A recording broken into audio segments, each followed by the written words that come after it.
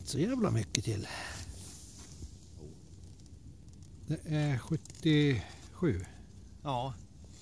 Och jag tror att det var 55-60, någonting däremellan. Ja.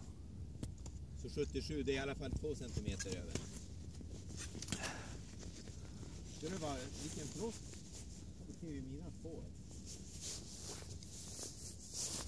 Och här var det väldigt mycket isrosor här inne över plötsligt. Vad har hänt nu då?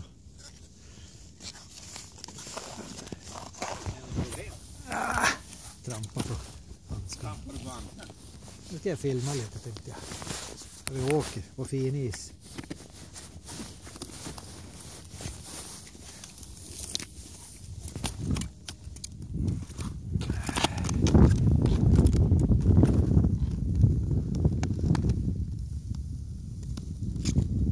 Ja, hörru du. Sämre torsdagar har man varit med om.